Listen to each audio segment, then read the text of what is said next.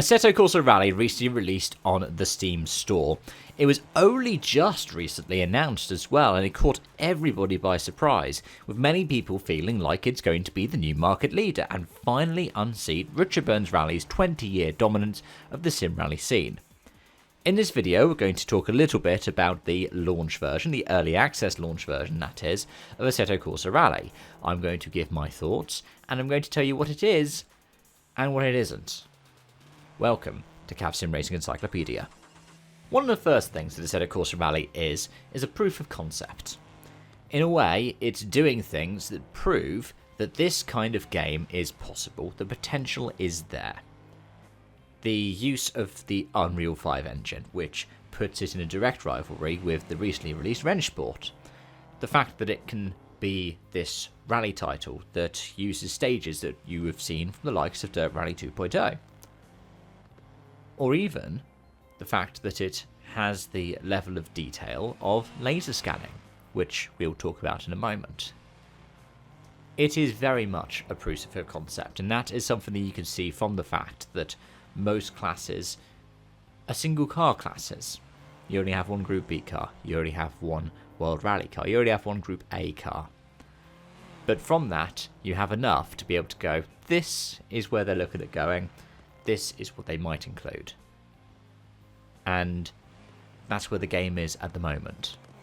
But let's talk about the stage a little bit, because we have two rallies, each with two stages in them. And they are realistic. They are real-world WRC tests.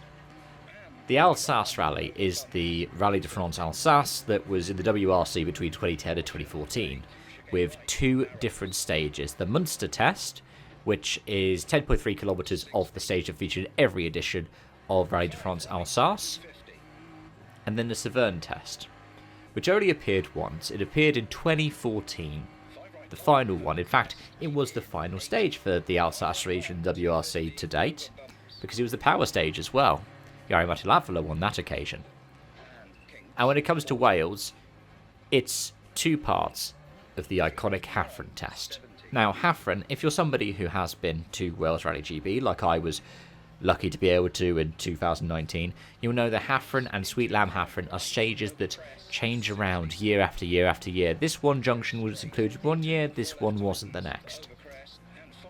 As far as I'm aware, Hafren South cuts out some of the bits that you will remember from like the Severn Valley stage in Dirt Rally. But lots of it you'll be familiar with from the Dirt Rally games. As far as I'm aware, the full configuration for Hafren South has not been run in the WRC before, but Hafren North has. I think the two most recent times that the whole part of it that Hafren North was run were 1995 and 1997, which in both cases, the top three on the stage were Colin McRae, who went on to win both editions, Carlos Sainz, and Richard Burns. In 95, all three of them in Subarus. In 97, you had a Subaru, a Ford Escort, and a Mitsubishi Lancer Evo. Though, technically, it was the Charisma, right? But whilst I have mentioned a bunch of cars that could come to the game in the future, and I will speculate towards the end of the video what I think might come next, the 10 cars in the game so far represent rallying royalty, represent rallying history. Some of them you'll be familiar with from Dirt Rally, for instance, or EA Sports WRC, but some of them you won't. The Fiat 124 Sport Arbath Rally is the 16-valve Group 4 car from 1973, competed in the inaugural World Rally Championship. In fact, I think its first win was Ride Polski, the Polish rally where there were only 3 finishers. But outside of that, I think the Alfa Romeo GTA 1300 Junior, the Group 2 car, didn't feature in WRC, but the rest of them all have, because they're all iconic rally cars. The 131 Abarth, the Group 2 Mini Cooper S, the Peugeot 208 Rally 4. Of course, the title car, or the title screen car, should I say, the Lancia Delta HF Integrale Evo from 1992. The Lancia Rally 037 Evo. The Hyundai i20N Rally 2. The Lancia Stratos Group 4, and the Citroën Zara WRC. The The only ones that repeat classes are Group 4 and Group 2. But this is probably to do with things like licensing. That said, with the cars being so detailed and so nice to drive, you don't worry about the variety in the class right now. I know that these cars are going to be coming in later on, and I know that the models are so incredibly detailed because of the laser scanning. And the laser scanning that we see in Assetto Corsa Rally is not just the stages. It is also the cars, like I've just mentioned. They use CAD models to be able to get more accurate images of the cars. And you can tell the way that it's been put together so delicately and so beautifully. And it's the same thing when it comes to the stages. It is, I think, properly the first of its kind to be a market-released rally game with laser scan stages. You don't tend to see it in rallying games because when you're covering 10 kilometers worth of track, it takes up a lot more storage space than, say, the 5 kilometers of the average F1 circuit.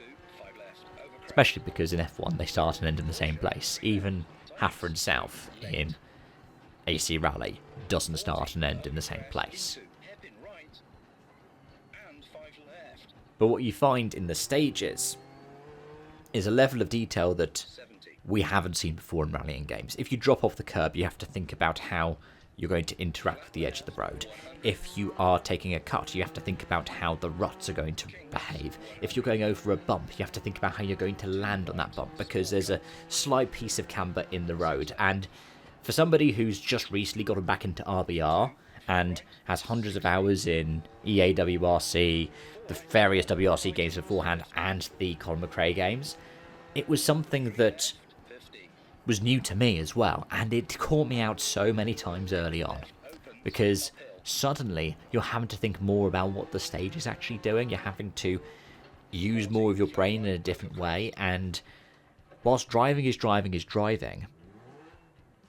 have to think about these things just that little bit more.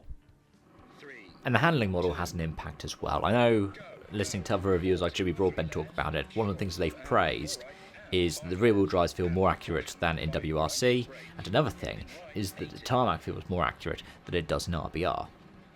And I would agree with both of those assessments, having done so many hours in both games. It's amazing to be able to sit down and drive these cars and feel it in terms of the handling. It's not perfect yet.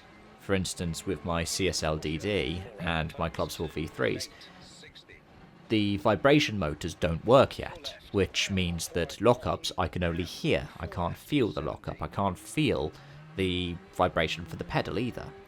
And because I've been able to put that together in other rallying games, that has caught me out a couple of times as well. But that'll be something that comes in later. AC Evo has it, ACC has it, the original Assetto Corsa has it. So I know Supernova, the developers of AC Rally, will probably collaborate with Kunos to put that in. But it leads me on to talking about the optimization for this game, and that is one of the areas that will be getting developed after all. It is just an early access title. I was surprised that my 40 series couldn't handle Ultra, and in fact sometimes it can't handle high, at least for a consistent 100 FPS like I have on my primary monitor. But the thing that really stood out for me was I was able to map my handbrake, my SimMagic handbrake, but I wasn't able to map my SH8 shifter. So regardless what car I'm driving, I'm using the flappy paddles. Now, one of the things I like about the original Assetto Corsa through Content Manager, albeit, is that you can just have these multiple profiles. So you can just, like EAWRC has, I can use the flappy paddles for the cars that use the flappy paddles. I can use my sequential mode on my shifter for the cars that have a sequential stick. And then I can use the H pattern for the cars that have H pattern. Richard Burns Rally is the same thanks to RSF and the various different plugins that come with RSF.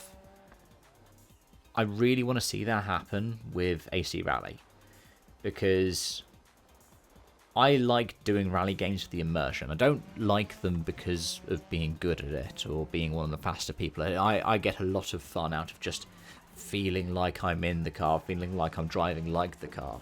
So using taking my hand off the wheel to push and pull the stick to use it for the up and down shift, or to use the H pattern and make sure I'm getting the clutch right. Those kinds of things really make a rally game for me. So it's why I'm a bit disappointed that that's not there in the launch version of AC Rally. I mean, I kind of also understand why it's not in the launch version of AC Rally, because this is serving as a bit of a proof of concept. I'm hoping future updates will put it in though, and it'll have a little option like you would have in iRacing or in EAWRC, where you go, okay, use the more accurate one for the car, and I will just change my inputs to match that. Now, a question that might come up is, what is going to be next? I think that the Rally Encyclopedia, which is so beautifully detailed, gives us a bit of a hint of what could be next in AC Rally. Some of the things are put in bold, like the Polo World Rally Car or the Toyota Celica GT4. The Toyota Celica was not in EAWRC. Rumour has this to do with an old licensing deal that I might talk about when I look back on the EAWRC franchise itself. But outside of that, I've seen the Toyota Yaris Rally 1 is in bold. When you look at the different locations, Rally Saudi Arabia is in bold, and given that so many of the stages that are going to be in the WRC finale are supposedly purpose-built rally stages, it'll be interesting to see what those would look like. Other rallies that have been referred to are the likes of Australia, Monte Carlo, the Acropolis.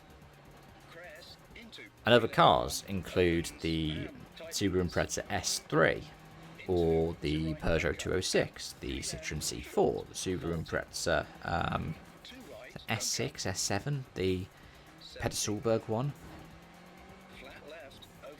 If we get all of them, that would be amazing. Having nice variety in those classes. They don't need to expand out into too many other classes. It'd be nice to see Rally 3 in there, it'd be nice to see Rally 1. But if they focus on just expanding out the current classes they have in AC Rally, that would just be wonderful.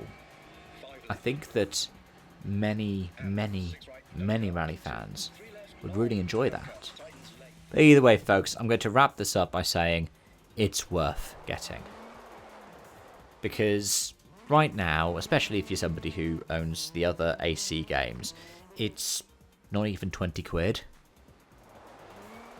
And whilst there is less content than Dirt Rally originally launched with when it did the same model itself 10 years ago, it's very highly detailed. It takes up a lot of storage space for what you have. 4 stages and not even a dozen cars. For it to be anywhere roughly around the 20 gig mark is quite big. But it's worth investing in. It's worth seeing what's going to happen with it. It's a bit like AC Evo. I reckon if AC Evo was the first Kunos Assetto Corsa game, people would be giving it more of a break. And I think that's why so many people love AC Rally. I'm looking forward to seeing where it goes, and I hope you are too. Thanks so much for watching and joining, folks, and until next time, it's bye-bye for now.